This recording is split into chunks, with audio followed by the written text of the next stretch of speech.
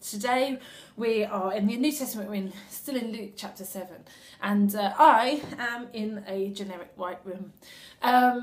So today we've got this amazing account of the sinful woman, and the sinful woman, that title, it was what my English teacher told me was a euphemism, so a slightly tidied up word for something else. And she was a prostitute, and she was well known. And in she comes into this banquet, which sounds weird to us in our culture. Apparently it wasn't that unusual that uninvited guests just rock up at someone's dinner party. I would find that a bit weird, but apparently not then. And she just does this most amazing thing, just anointing Jesus with this jar of expensive perfume, which causes such offence to Simon the Pharisee, but not to Jesus. It didn't offend him at all. In fact, he loved it. And in fact, in other accounts, it says that Jesus says that her story will be told wherever the gospel is preached. That's how much he loved it. What she anointed him with was, as well as her tears, was this jar of perfume, this really expensive jar of perfume. How had she earned the money to come up with this jar of perfume? She was a prostitute, so she had earned it through selling her body, and that's how she made money.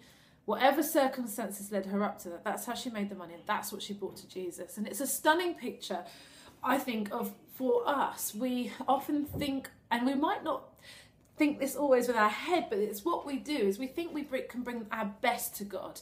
We can bring him the things that we're good at, we can bring him our good intentions, we can bring him our time and our talent and say, this is it, you can have it. And then there's that sense of the full picture of who we are. It's like we edit it for Jesus, cut and paste or airbrush it out.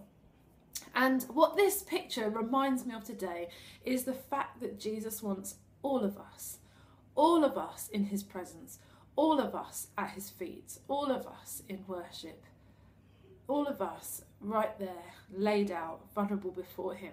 Jesus didn't turn around and say, get that perfume away from me, I know how you made it. The fact that she brought it to him, the fact that she worshipped him in that vulnerability, that seems to be what he loved. And so I think for us, let's remember that God is not looking for the edited version of who we are. Yes, he's calling us to holiness. Yes, he's changing us. He's renewing us. He's changing our mind. He's changing our behaviour. He's shaping us, making us more like himself. But in the meantime, this side of heaven, we are imperfect, and he doesn't want the edited version of who we are. He wants all of us. So bring all of who you are to him again today. Surrender it all. Be honest with him. Talk to him. Worship him.